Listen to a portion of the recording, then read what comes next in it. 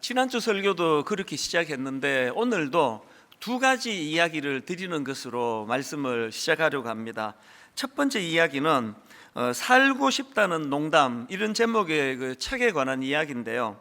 이 책 저자는 이제 혈액암의 일종인 악성 림프종이라는 큰 병을 만나서 시련을 겪는데, 그 책 소개하는 글에 보니까 저자가 이런 시련을 겪은 후에 인생을 대하는 태도가 달라지고 인생을 바라보는 시각이 확 달라졌는데, 그런 달라진 시각으로 쓴 책이다. 그래서 제가 흥미를 가지고 이 책을 구입을 했습니다. 구입해서 책을 딱 펼치니까 제 눈에 그 첫 문장이 눈에 확 들어왔는데요. 이렇게 타이틀이 이렇게 돼 있었습니다. 망하려면 아직 멀었다. 이게 어떤 맥락에서 나온 내용인가 하면은, 이제 이분이 세 번째 항암 치료를 마치고 나니까 막 얼마나 힘든지 그 밤에 인생의 가장 고통스러운 그런 밤을 보냈다고 합니다. 그 고통이 막 얼마나 극심했는지 책에 이런 내용이 나옵니다. 침대에 누우면 천장이 조금씩 내려앉았다. 나는 천장이 끝까지 내려와 내가 완전히 사라지는 상상을 했다. 그러면 기뻤다. 얼마나 극심한 고통인지 자기가 이 존재 자체가 이제 그냥 막 소멸돼 없어지는 그런 상상을 하는데, 그런 상상을 하면은 보통은 슬프잖아요. 근데 이게 너무 기뻤다. 이 표현 속에서 그날 밤에 이분이 겪은 고통이 얼마나 극심했는가를 뭐 다 이제 알 수가 있는데요. 그런데 그 어려움을 잘 이겨내고 이제 이 책을 쓰면서 그때 자기가 겪었던 그 최악의 고통의 밤을 떠올리면서 이제 이런 마음을 그 책에다가 피력을 하는데요. 내용을 한번 들어보세요. 가장 힘들었던 그날 밤을 버티지 못했다면 나는 지금 어디에 있을까? 나는 왜 가족에게, 친구들에게 옆에 있어 달라고 말하지 못했나? 말했다면 그 밤이 그렇게까지 깊고 위태로웠을까? 그리고는 그 다음 내용이 너무나 중요합니다. 뭘 이분이 깨달았느냐? 나는 언제나 뭐든지 혼자 힘으로 고아처럼 살아남아 버텼다는 것에 자부심을 느껴왔다. 그러나 나는 동시에 누구에게도 도와달라는 말을 할 수 없는 멍청이가 되고 말았다. 그런 인간은 도무지 아무짝에도 쓸데가 없는 것이다. 그 고통을 통해 뭘 깨달았다는 겁니까? 자기는 늘 나는 내 힘으로 살 수 있다. 내 힘으로 나는 누구 도움 안 받아도 된다. 이거 굉장한 자부심으로 생각했지만 그게 바로 그 멍청이가 하는 짓이라는 거예요. 그러나 나는 동시에 누구에게도 도와달라는 말을 할 수 없는 멍청이가 되고 말았다. 그런 인간은 도무지 아무짝에도 쓸데가 없는 것이다. 이게 제가 오늘 그 말씀 시작하면서 드리고 싶은 첫 번째 이야기고요. 두 번째 이야기는 그 백종원의 골목식당이라는 프로입니다. 제가 이 프로를 즐겨보는 이유는요, 뭐 아주 손님도 없고 적자 보고 망해가던 그런 가게가 이제 전문가가 도와줘가지고 메뉴도 개발하고, 그래서 막 흑자로 막 사람들이 줄을 서서 들어오고 이런 결과가 일어났다. 거기에 제가 감동을 받는 건 아닙니다. 그거는 그저 그 부산물이고요. 제가 그 프로를 보면서 늘 감동을 받는 게 뭐냐 하면은, 완전히 의욕을 상실해버린 식당 주인. 이래도 안 되고 저래도 안 되고, 그래서 이제 뭐 폐업 밖에 이제 할 게 없나? 대부분의 골목식당의 초반부에 보면은 의욕을 상실해. 청소도 안 해요. 막 지저분하게 해놓고 그냥 멍하게 그냥 앉아있는 이런 장면을 여러 번 제가 봤는데요. 그 프로에서 제가 감동을 받는 게 뭐냐 하면, 그렇게 전문가가 와서 또 막 꾸짖기도 하고 메뉴를 바꾸라고 권하기도 하고, 그렇게 해가지고 이제 그 의욕을 상실했던 식당 주인이 의욕을 회복하는 거예요. 청소부터 새로 시작하고 메뉴 개발하려고 막 여기저기 다녀보고 막 의욕을 회복해서 너무나 활기차져가는 그 모습을 볼 때마다 저는 마음에 늘 감동을 받습니다. 이번 여름에도 그 포항에 있는 어떤 식당에서 이제 이 프로가 진행이 됐는데요. 이제 그 식당 주인이 막 얼마나 의욕을 갖고 메뉴를 개발하려고 애를 썼는지 노트를 보여주는데, 그 백종원 씨가 울컥하더라고요. 노트가 무려 9건이에요. 거기에 100가지가 넘는 메뉴를 스스로가 노력하고 개발하고, 그래가지고 그 중에 하나가 지금 뭐 완전히 히트를 치고 있는 거거든요. 저는 목회자니까 그 프로를 볼 때마다 마음에 가책을 느껴요. 이게 교회가 아닌가?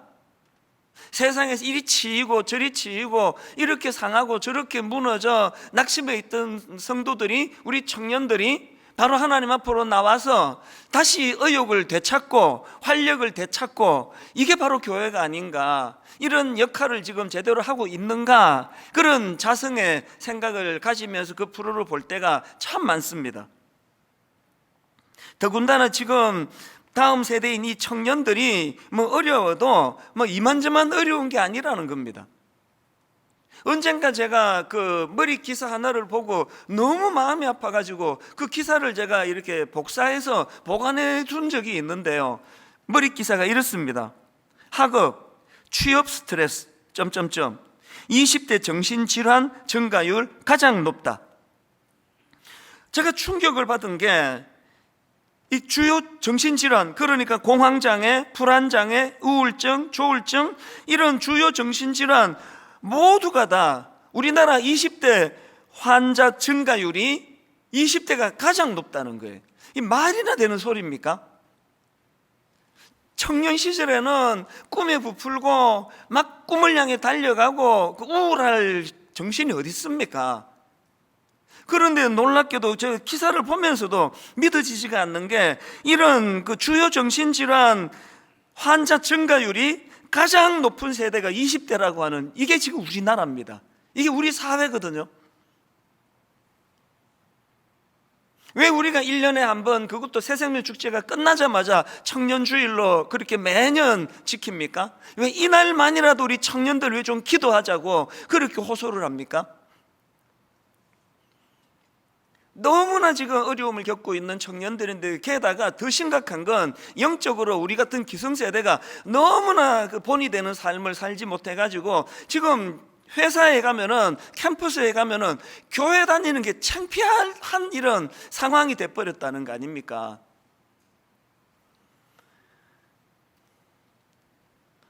지난주에도 제가 말씀을 드렸지만 저의 20대도 되게 힘든 그런 시간을 보냈다고 말씀을 드리지 않았습니까? 이민 가가지고 그 미국 생활에 적응을 못해서 정말 극심한 고통에 빠져 초반부에 주로 많이 힘들었었는데요. 그때 저를 살려준 게 교회라고 그랬지 않습니까? 저는 지금도요, 그 시카고에 많지도 않아요, 한 300여 명 모이는 그 조그마한 교회에서 그때 만났던 저 등을 두드려 주셨던 집사님, 저 등을 두드려 주셨던 장로님, 그런 어른들 때문에 제가 신앙생활을 유지할 수 있게 되고, 오늘도 제가 사랑굿이라며 사는, 하나님을 만나는 통로가 교회였단 말입니다. 저는 늘 마음에 꿈을 꾸어요. 그분들을 한번 다 모시고 잔치를 열어드리고 싶어요. 너무 감사해서 큰 절을 하고 싶은 마음이에요. 그러나 이게 되겠습니까? 그래서 우리가 빚을 갚자는 겁니다. 우리가 그 은혜를 교회에서 입었다면 우리 어른들이 좀 반듯하게 제대로 신앙생활하고 좀 거룩과 순결을 우리가 좀 모범으로 좀 보여주고, 그리고는 낙심해 있는 저들에게 우리도 다 살아냈다, 니들도 은혜 아래 하나님의 인도 아래 그렇게 살 수 있다, 이런 것들을 좀 보여주는 것이 교회가 되면 얼마나 좋을까. 그래서 저는 오늘 이런 빚진 마음으로 이번 청년주일을 참 긴장하면서 또 떨리는 마음으로 그렇게 몇 주간 말씀을 준비해 왔는데요, 청년 예배로 드려지는 오늘 저는 그 한 인물을 소개하고 싶은데요, 구약에 나오는 청년 에스겔입니다. 청년 에스겔. 구약의 에스겔 선지자 하면은 참 초지일관 반듯하게 하나님 뜻을 구현해둔 그런 인물로 유명한데, 오늘 소개하고 싶은 건 그런 그 사역을 힘차게 하는 그 에스겔이 아니라 청년 에스겔입니다. 왜냐하니까 본문에 보면은 이 청년 에스겔도요, 그 젊은 시절이 만만치 않게 힘든 거예요. 25이라는 그 꽃다운 나이에 적국 바벨론으로 포로로 끌려가서 비참한 생활을 하게 되는 그 사람이 청년 에스겔입니다. 에스겔 1장 1절입니다. 오늘 본문. 30째 해 넷째 달 초닷새에 내가 그발 강가 사로잡힌 자 중에 있을 때에, 이게 굉장히 비참한 상황 아닙니까?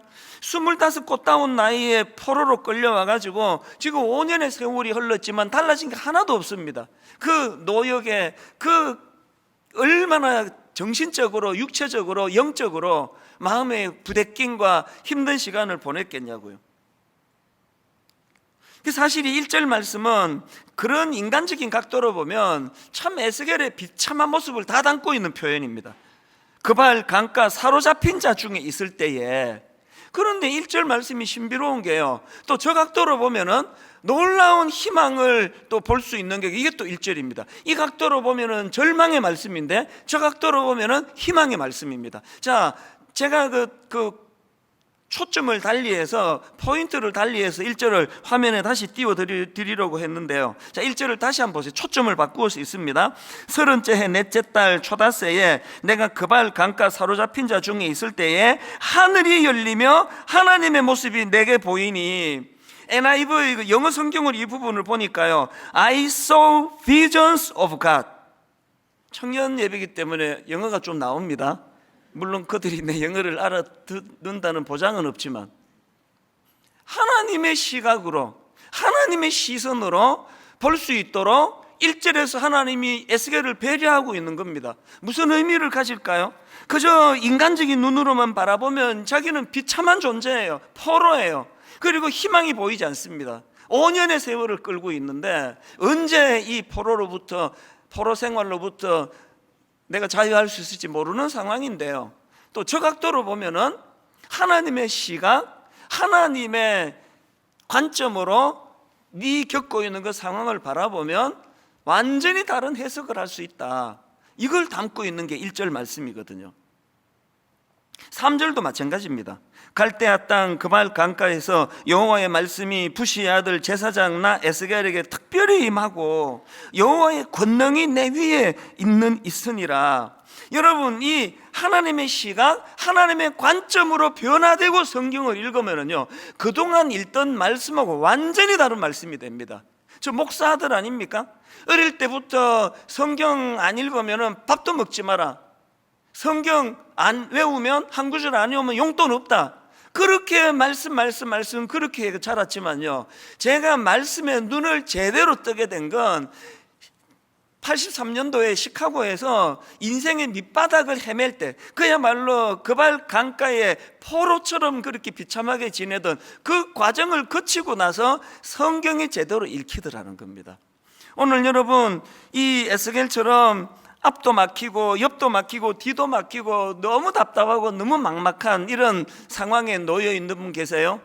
여러분, 다른 각도로 보면은요, 지금이야말로 하나님의 시각, 하나님의 관점, 하나님의 비전으로 여러분의 삶을 조명해 볼 때에 이것이 새로운 영적인 희망이 되는 줄로 믿으시기를 바랍니다. 이런 맥락에서 저는 이제 오늘 이 청년 에스겔을 중심으로 해가지고 우리도 정말 에스겔처럼 이런 특별한 은혜를 누리기 위해서 우리가 해야 될 한 3가지 기도 제목이라 그럴까요? 한 3가지를 좀 나누고 싶은데요, 우리가 반드시 은혜 받기 위해서는, 고난의 이 세월을 허송하지 않기 위해서는 반드시 회복해야 될 3가지가 있는데요, 첫째가 뭐냐? 정체성을 확립하는 겁니다. 하나님의 사람으로서의 정체성 확립하기. 제가 주목하는 포인트가 하나 있는데요, 자, 3절을 다시 한번 보시겠습니까? 갈대아 땅 그발 강가에서 여호와의 말씀이 자기에게 임했는데, 자기를 어떻게 소개하느냐? 부시의 아들 제사장 나 에스겔에게 특별히 임하고, 지금 자기를 부시의 아들 제사장 나 에스겔 이렇게 소개하는데요, 구약에서 제사장은 출생으로 결정이 됩니다. 에스겔은 사독 지파 계열의 제사장으로 태어났습니다. 이것이 그의 정체성이에요. 태어날 때부터 그의 정체성입니다. 지금 비록 25 꽃다운 나이에 남의 나라에 포로로 끌려와 있지만, 그래서 지금 자기 조국 땅에서 제사장으로서의 역할을 하나도 할 수 없지만, 그러나 지금 이 청년 에스겔은 제사장으로서의 자기 정체성을 놓치지 않고 있다는 거예요. 이게 그가 불행해지지 않은 결정적인 비결이에요. 제가 이 설교를 준비하는데요, 전율이 느껴지는 신문 기사 하나를 봤습니다. 기사 제목이 이렇습니다. 얼굴 녹은 소녀의 메이크업 점점점 비극에도 활짝 웃었다. 이게 무슨 내용인가 들어가 보니까요, 이게 영국의 그 브래드포드라는 곳에 사는 16살짜리 여학생 이야기예요. 이 학생이 불행하게도 4년 전에 온 얼굴과 몸에 3도 전신 화상을 입습니다. 그리고는 그 이후로 어마어마하게 이제 수술을 거듭하고요, 손가락이 10개 중에서 7개를 잃어버립니다. 그나마 2개는 움직이지를 못하고 움직일 수 있는 게 10손가락 중에 하나예요. 그런데 이 영국 소녀가 왜 지금 세계적으로 화제를 일으키고 있는가 하니까요, 그렇게 화상으로 얼굴을 잃어버린 이 어린 소녀가 화장을, 너무나 아름답게 하는 화장을 자기가 찍어서 공개를 했는데 지금까지 조회수가 1,500만 건이 넘어요. 사진을 제가 좀 화면으로 부탁을 드렸는데요,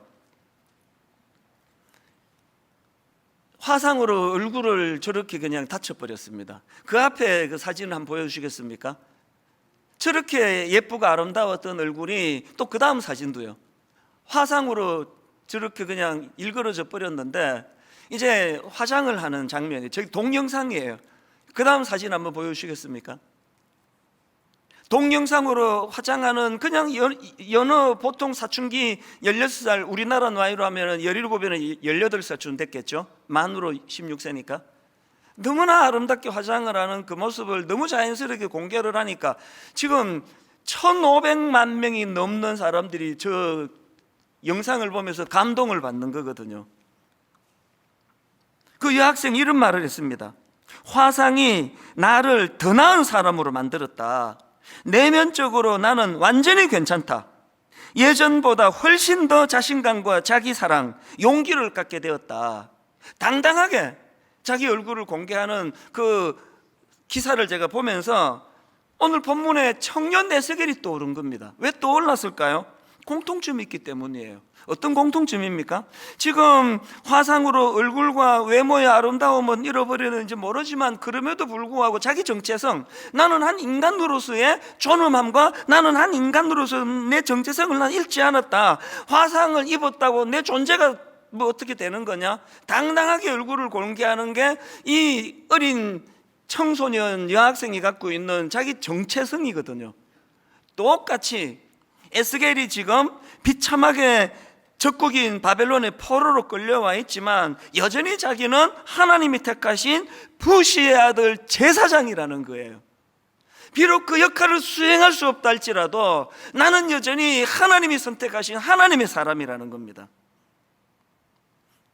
적들이 자기 몸을 이 악한 바벨론으로 끌고 갈 수는 있어도 내 정체성은 빼앗을 수 없다는 거예요. 이게 이 소녀를 지키게 만드는 정체성, 이게 이 청년 에스겔을 보호하는 정체성으로 공통점이 있으니까 그 기사를 보는데 청년 에스겔이 떠오르는 거 아닙니까? 오늘 예수 믿는다고 하면서도 우리 다음 세대 청년들에게, 청소년들에게 이걸 제대로 가르치지 않아가지고 걸핏하면 좌절하고, 걸핏하면 낙심하고, 걸핏하면 교회 다니는 게 창피하다 그러고, 그 이상한 짓을 하는 그 인간들이 그게 부끄러운 거지 어떻게 교회가 부끄러울 수 있느냐고요. 목사가 돼가지고 그 이상한 짓을 하는 그 사람이 부끄러운 거지 어떻게 목사 측이 부끄러울 수가 있겠냐고요. 여러분, 우리는 크리스천이라는 정체성을 잊어서는 안 돼요. 이거 잃으면 다 잃어버립니다. 청년들에게 매 청년 예배 때마다 내가 미안함을 제가 사과를 하고는 하는데요, 오늘 기성세대 크리스천들이 왜 이 모양이 됐습니까? 정체성을 잃어서 그래요. 장로가 됐다. 일 많이 하는 게 장로입니까? 이번에 우리 임직식을 하는 동안에 7새 장로님을 부부로 제가 한 분 한 분 다 만났습니다. 일 많이 하지 마시라. 일 많이 제가 부탁하지 않을 거라고. 장로로서의 정체성을 지켜달라고. 아, 분당교회 장로 자격 있지. 이거를 만들어내는 게 장로가 할 일이지 밤새워 일하는 게 장로가 아니지 않습니까? 목사로서의 이 정체성을 갖고 있으면 그렇게 부끄러운 짓 함부로 못합니다. 이 정체성이에요. 그런가 하면은 두 번째로 우리가 하나님의 은혜를 누리기 위해서 뭘 회복해야 되느냐, 에스겔처럼 하나님과의 그 실제적이고도 인격적인 교제가 필요하다는 거예요. 하나님의 인도하심을 경험해야 돼요. 오늘 보면 1절을 다시 한번 보십시오. 30째 해 넷째 달 초닷새에 내가 그발 강가 사로잡힌 자 중에 있을 때에 하늘이 열리며 하나님의 모습이 내게 보이니, 또 3절에서도 갈대아 땅 그발 강가에서 여호와의 말씀이 부시의 아들 제사장 나 에스겔에게 특별히 임하고 여호와의 권능이 내 위에 있느니라. 원어로 보면 이 여호와의 권능이 여호와의 손이에요. 실질적으로 이게 막연하고 추상적인 게 아닙니다. 그리고 제가 이 3절 말씀에서 굉장히 중요하다 생각, 주목하는 포인트가 하나 있는데, 불행하게도 우리말 성경 개역 한글에서 빼버렸어요. 번역 가운데 빠져버렸습니다. 그게 뭐냐 하니까요, 거기라는 표현입니다. 거기. 영어 성경으로 보면 there. 우리말 성경에서 이 표현을 담아놓은 걸 보고 참 반가웠는데, 자 3절을 세 번역을 한번 보십시오. 주님께서 바벨로니아 땅의 그발 강가에서 부시의 아들인 나 에스겔 제사장에게 특별히 말씀하셨으며, 거기에서 지금 그 개역 개정 성경에서 빠뜨린 게 이거예요. 거기에서 주님의 권능이 나를 사로잡았다. 여러분, 여기 나오는 이 거기라는 이 표현이 왜 이렇게 중요한가 하면은요, 그 이학재 교수님이 쓴 책의 신학적인 의미를 지금 강조를 하는 대목이 한번 들어보십시오. 하나님은, 이 따옴표 해가지고요, 하나님은 거기, 다시 말해 포로의 현장, 죄악의 현장에 함께 계셨다. 다시 말해 하나님은 고난의 현장 거기에 계시며 영원한 나라에까지 거기 계시는 분이다. 이걸 여호와 샴마라 그럽니다. 영어로 보면은 The Lord is there이에요. 거기 여호와께서 거기 계시다. 이게 왜 중요한 의미를 가지고 있습니까? 비록 택함받은 이스라엘 백성들이 범죄해서 바벨론에 끌려가 있는, 이방 땅에 비참하게 끌려가 있는 상황이지만, 그것이 하나님과의 단절을 말하는 게 아니라는 거예요. 그 비참한 악한 이방 땅에 내던져졌지만 거기에서도 일하시는 하나님, 거기에요. 다윗, 야곱, 이 은혜를 경험한 사람이 야곱 아닙니까? 그 비참한 그 장께 부리다가 광야에 내던져진 그 야곱이 고백했던 거, 여호와께서 과연 여기 계시거늘 니는 그 사기 비슷하게 처먹다가 그 비참한 자리에 간 거 너와 함께 안 해. 이거 아니에요. 이 청년들이요, 이 유혹이 홍수, 폭포수처럼 쏟아지는 이 시대에, 저는 제가 인터넷이 만들어지기 전에, 스마트폰이 만들어지기 전에 제가 젊은 시절을 보냈다는 게 살았다. 어쩔 뻔했습니까?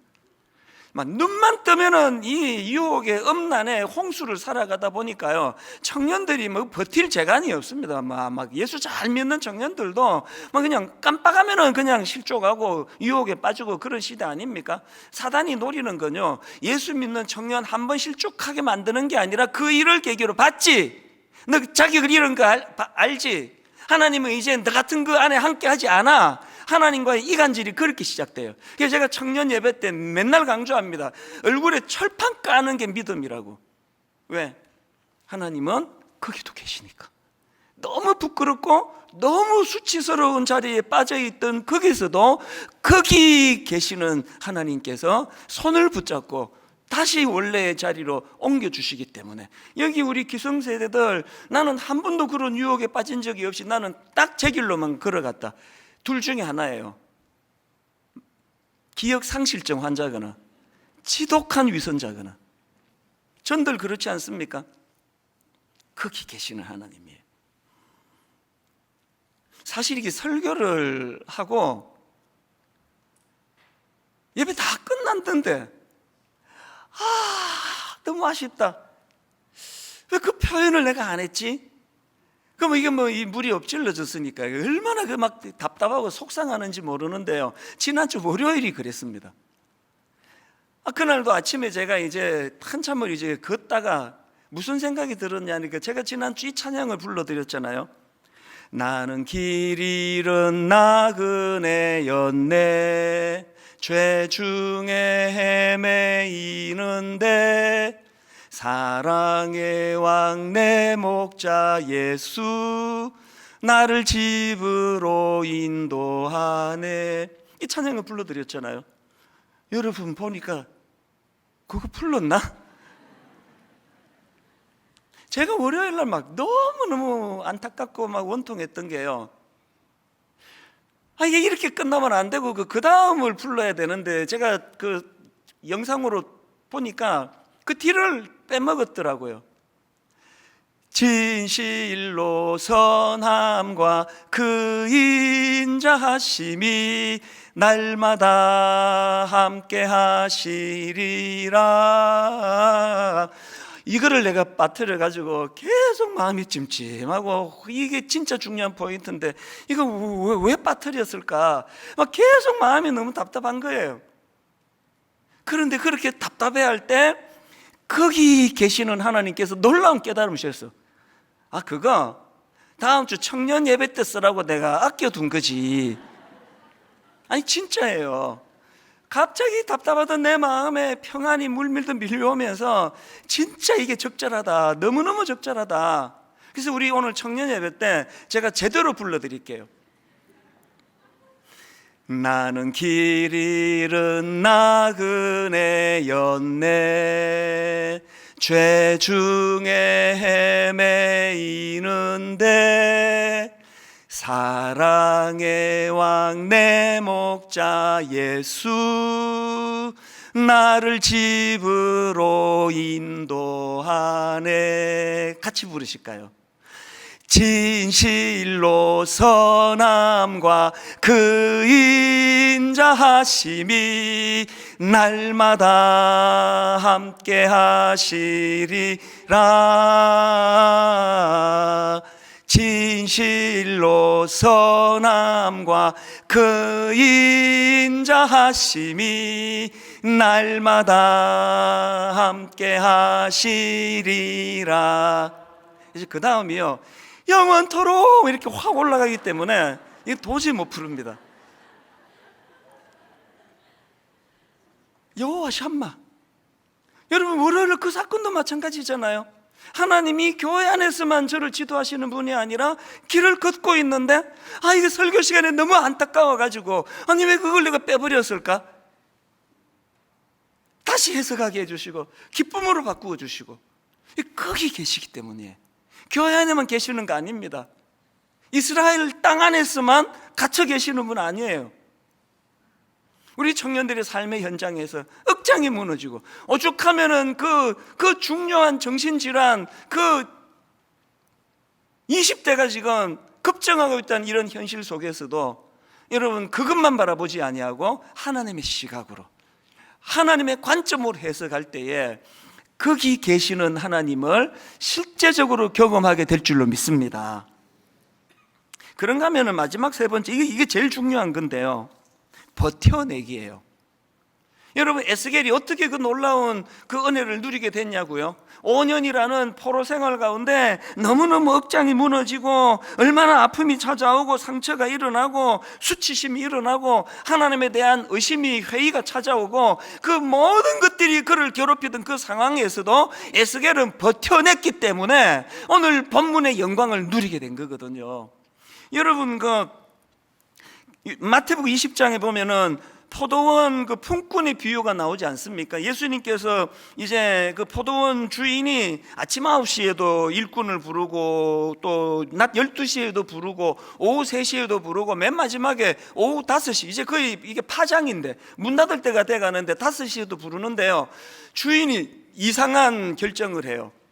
아침 9시부터 막 하루 종일 땀 흘리고 일한 사람한테도 한 데나리온, 12시도, 마지막에 5시에 온 사람은요 와가지고 뭐 일하는 거 좀 배우고 나면 끝이에요. 거의 뭐 공헌을 못했을 거예요. 똑같이 한 데나리온이에요. 당연히 불평이 나오죠. 뭐 이런 법칙이 다 있느냐고. 그러나 여러분 하나님이요 아침 9시에 일한 사람한테 그 책임질 게 없습니다. 왜냐? 마태복음 20장 2절에 나오는, 한번 보십시오. 그가 하루 한 데나리온씩 품꾼들과 약속하여 포도원에 들여보내고, 하나님의 약속을 어긴 적 없습니다. 그럼 왜 이 이상한 비유를 예수님이 드실까요? 이게 하나님 나라의 계산법이라는 거예요. 물론 그 은혜, 자격 없는 자에게 주시는 은혜를 설명하는 이 본문에 이걸 바탕에다 두고요, 여러분 중요한 관점 하나를 들어보세요. 하나님 나라의 계산법이 뭐냐? 아침 9시에 자기를 좀 써달라고 갔더니 이 부시라도가 안 쓰네요.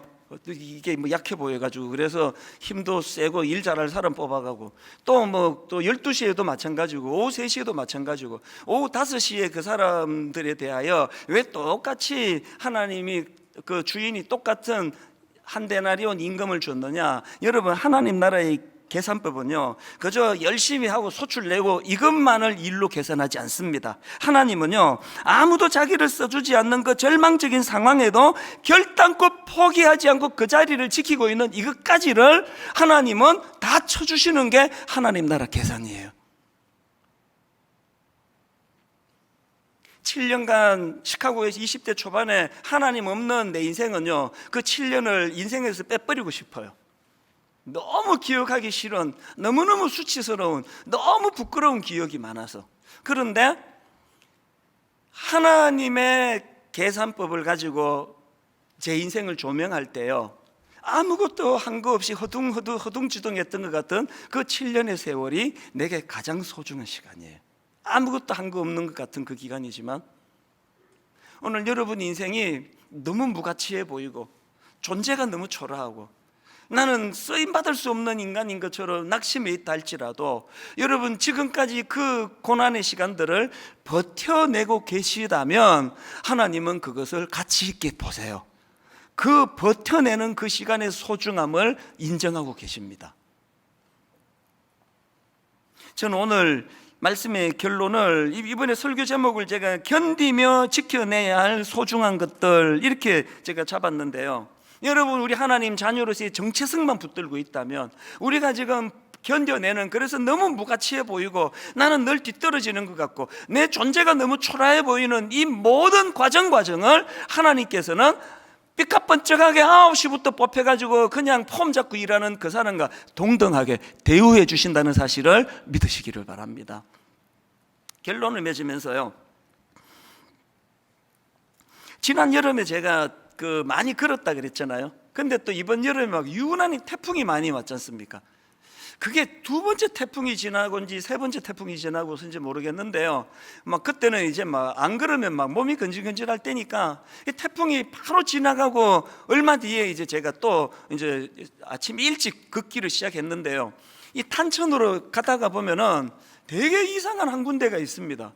코스모스가 펴 있어요. 내 상식으로는 이 코스모스가 가을의 꽃으로 알고 있는데 8월 초인데도 코스모스가 펴 있어요. 그랬는데 이제 그 태풍을 만나고 바로 이제 몇 시간 뒤에 그 길을 가니까 불행하게도 다 꺾여 버렸네요. 그 가늘가늘한 코스모스가 그 무서운 태풍을 버틸 재간이 있습니까? 그래서 이게 목이 이렇게 다 꺾여 있더라고요. 아예 뽑힌 코스모스도 있고. 제가 가다가 그걸 한참 봤어요. 너무 마음이 안쓰러워가지고, 이거 어떻게 이렇게 그 장대로 다시 묶어주고 세워주면 이 꽃이 살려나, 이런 생각도 하고, 그렇게 하고 이제 하루가 이틀인가 지나서 가보니까 누가 뽑았는지 스스로 꺾였는지 없어져 버렸어요. 그 빈자리가 참 괜히 마음이 좀 그렇더라고요. 그리고 한 며칠 지나가지고 그 길을 가다가 경이로운 장면을 제가 발견했습니다. 조그마한 코스모스가 자라고 있는 거예요. 시간이 많이 지나지도 않았습니다. 아주 나지막한 코스모스들이 거기서 다시 우물뜨고 자라고 있는 그 모습을 보고 제가 발을 못 댔습니다. 그래서 사진을 꺼내가지고 핸드폰을 꺼내가지고 그 장면을 찍기도 하고 많은 생각에 잠겼습니다.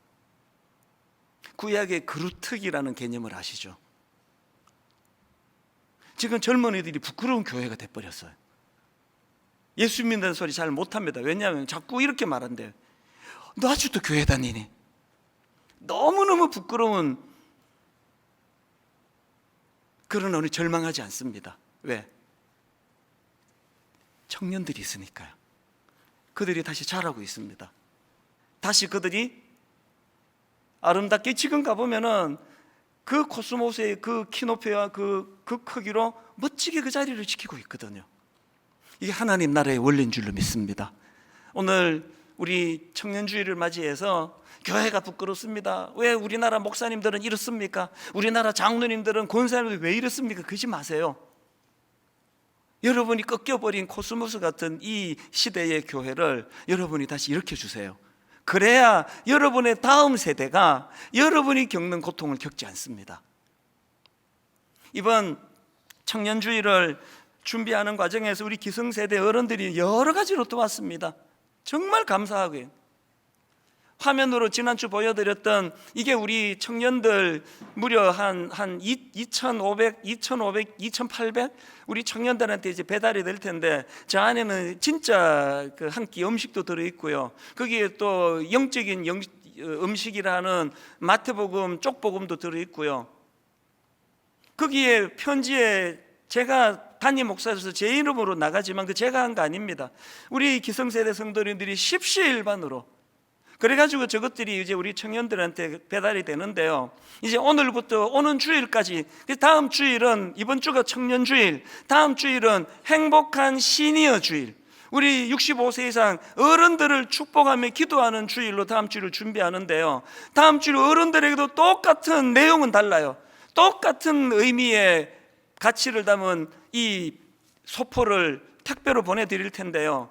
이제 이번 한 주간 동안에는 우리 어른들을 밥 한 끼 대접하는 마음으로 헌금해 주기를 바라거든요. 아까 우리 청년부 목사님이 와가지고 너무 고마웠어요. 목사님 이거 말씀하실 때 우리 청년들도 여기에 동참할 거라는 걸 좀 알려주십시오. 이번에는 청년들이 우리 어른들 밥 한 끼 대접하는 마음으로 큰 돈을 원하는 거 아니거든요.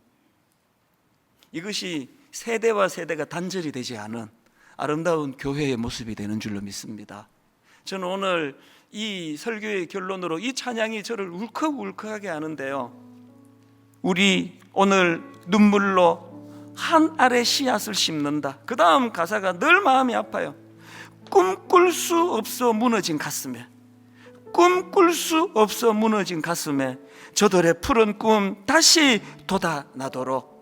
우리 가사를 기억하시면서 오늘 말씀을 생각하며, 아버지, 태풍으로 꺾여버린 기성세대 코스모스 같은 이 현실이지만 하나님 다시 거기에 어린 삭시 돋아나고 새 코스모스가 자라나고 있는 줄로 믿습니다. 오늘 우리 가정의 자녀들을 기억하고 우리 교회의 청년들을 떠올릴 뿐만 아니라 이 땅의 수많은 젊은 크리스찬들의 낙심된 마음을 아버지 회복시켜 주기를 갈망하면서 우리 한번 이 찬양 같이 부르기 원합니다. 찬양합니다. 우리 오늘 눈물로, 우리 오늘 눈물로 한 알의 씨앗을 심는다. 꿈꿀 수 없어 무너진 가슴에 저들의 푸른 꿈 다시 돋아나도록 우리 함께 땀 흘려 소망의 길을 만든다. 어떤 소망을 갖고 계십니까? 내일로 가는 길을 찾지 못했던,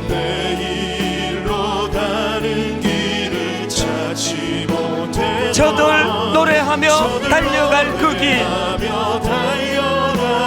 뜨거운 마음으로 찬양합니다. 그날에 우리 보리라. 뭘 보기 원하십니까? 새벽 이슬 같은 저들 일어나, 뜨거운 가슴 사랑의 손으로 이 땅 치유하며 행진할 때 우리가 가진 꿈, 우리의 소망, 오래 황폐하였던 이 땅 어리서나 순결한 꽃들 피어나고, 여러분 우리가 가진 소망, 푸른 의의 나무가 가득한 세상,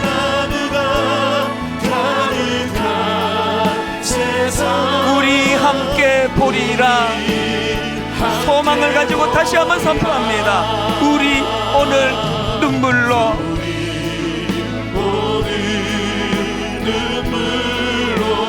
한 알의 씨앗을 심는다.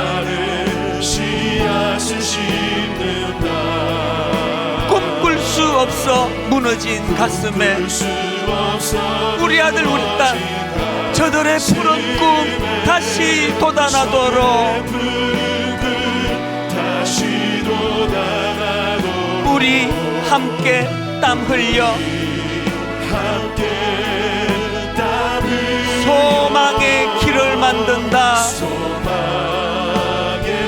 우리 청년들이 가진 그 상한 마음, 내일로 가는 길을 찾지 못했던 저들 노래하며 달려갈 그 길 이렇게 선포하십시오. 그날에 우리 보리라. 뭘 보기 원하십니까? 새벽 이슬 같은 저들 일어나 뜨거운 가슴 사랑의 손으로 이 땅 치유하며 행진할 때 우리가 가진 소망, 우리의 꿈, 오래 황폐하였던 이 땅 어디서나 순결한 꽃들 피어나고 푸른 의의 나무가 가득한 세상, 가득한 세상 우리 함께 보리라. 오 주님 채우소서.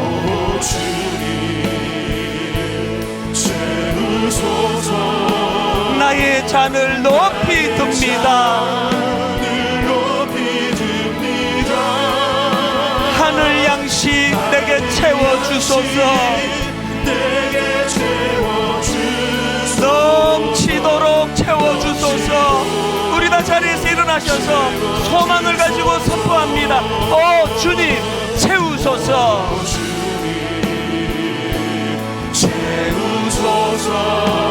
나의 잔을 높이 둡니다. 하늘 양식 내게 채워주소서.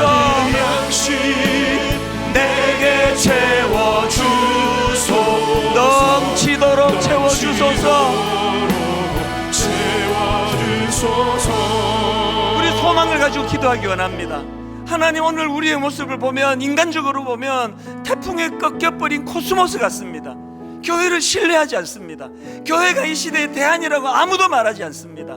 하나님 우리들의 부족함을, 우리들의 연약함, 우리들의 변질, 우리들의 타락을 하나님 아버지 꺾여버린 태풍에 꺾여버린 코스모스 같은 존재로 드러나지만 그런 하나님 남겨진 그루터기 오늘도 아버지 새싹이 일어나고 있고 어린 코스모스가 자라나고 있는 것 우리 청년들을 위하여 축복하며 기도하기 원합니다. 정체성을 잃어버리지 않게 하여 주시고 버텨낼 수 있는 힘을 허락해 주시기 원합니다. 말씀 기억하면서 우리 한 목소리로 통성으로 같이 기도하시겠습니다. 살아계신 하나님 아버지, 살아계신 하나님 오늘 이 시간 감사하며 아버지 예배를 드립니다. 하나님 아버지 청년 에스겔의 좌절을, 청년 에스겔의 그 낙심한 마음을 하나님의 비전으로, 하나님 보시는 환상으로 하나님의 손을 내밀어 그들을 인도해 주심으로 오히려 너무나 낙심되고 너무나 절망적인 그 상황을 하나님을 바라보고 하나님의 관점으로 하나님의 시선으로 해석할 수 있는 새로운 기회로 인도하시는 하나님, 청년들을 축복하기 원합니다. 하나님 청년들을 축복하며 기도합니다. 에스겔 같은 인물이 되게 하여 주시옵소서. 살아계신 하나님 에스겔처럼 자기 정체성을 놓치지 않도록 인도해 주시기를 원합니다. 너무나 실제적이고 너무나 인격적인 그 하나님과 교제하기를 원합니다. 살아계신 하나님, 이상 버텨낼 수 있는 믿음의 결단과 용기를 우리 청년들 가운데 주님 허락하여 주시옵소서. 간섭하시는 그 하나님, 인도하시는 그 하나님, 거룩하기는 남아있는 것 같이 거룩한 씨가 이 땅의 기름통이라고 말씀하여 주셨습니다. 엉뚱한 길로 가면 다시 붙잡아 제자리에 옮겨오신 그 하나님, 그 하나님을 경험하기 원합니다. 하나님 아버지, 거기 계시는 하나님, 비록 범죄함으로 비참하게 그 악한 이방 땅 바벨론에 포로로 끌려가 있지만 거기 계시는 그 하나님께서 낙심한 청년 에스겔을 다시 한번 하나님의 관점으로 말씀을 들려주시고 그 악한 시대를 향하여 너무나 가치 있는 존재로 사용해 주시는 그 하나님께서 오늘 참 너무나 위축되어 있는 한국교회 이 현실 속에서도 일하시는 하나님이므로 힘을 얻기를 원합니다. 태풍에 꺾여버린 코스모스 같이 때로는 위축이 되지만 하나님 오늘도 어딘가에서 자라고 있는, 어딘가에서 준비되고 있는 다음 세대 청년들을 바라보며 기왕의 하나님, 그 청년이 우리 아들이기를, 우리 딸이기를 원합니다. 기왕의 하나님, 그 청년이 우리 교회에서 자라나게 되기를 원합니다. 모든 교회들마다 이 꿈을 가지고, 이 소망을 가지고 단절되지 아니하시는 하나님의 역사를 이어나갈 다음 세대를 축복하며 그들을 위하여 투자하고 청년 시절부터 이 유혹이 폭포수처럼 쏟아지는 현실 속에 때로는 넘어지고 때로는 엉뚱한 곳에서 배회한다 할지라도 거기 계시는 그 하나님께서 그를 이끌어 원래의 자리로 되돌려 놓으시는 줄 믿사오니 젊을 때부터 그 은혜를 경험케 하여 주시고 이번 한 주간 세상살이 하는 가운데서도 거기 계시는 그 하나님의 인도하심을 너무나 세밀하게 받는 그런 한 주간이 되도록 주님 인도하여 주시옵소서.